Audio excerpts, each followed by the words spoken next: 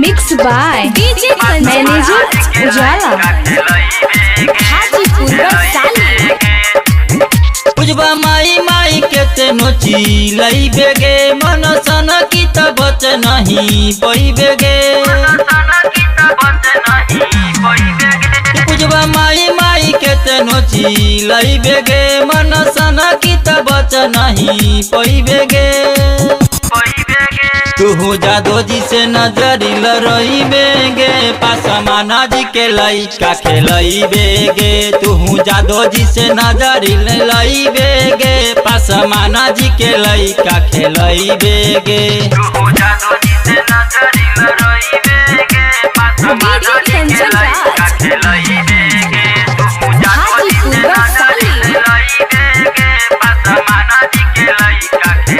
सोलह के उमरिया में चललू ठके ये कबेर मिलाबू त खइबू बैठके।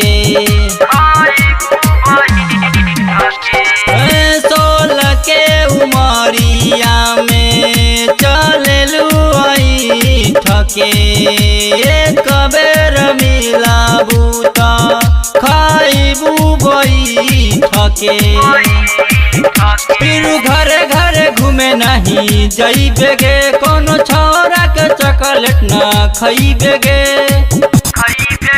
चल के तेनो हिमालय लगइबे गे पासमान जी के लइका खेलइबे गे। तू जादो जी से नजरी लरइबे गे पासमान जी के लइका खेलइबे गे।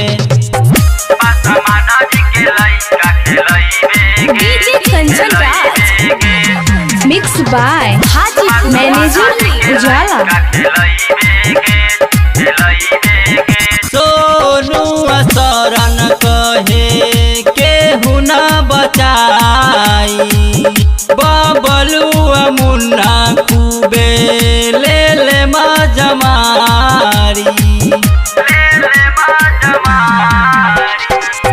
सोनू शरण खूबे ले ले मजमारी बबलू मुन्ना खूबे ले ले मजमारी। देखी हरियम के लगे तू जइबे गे तू रंजन से नहीं शरमइबे गे।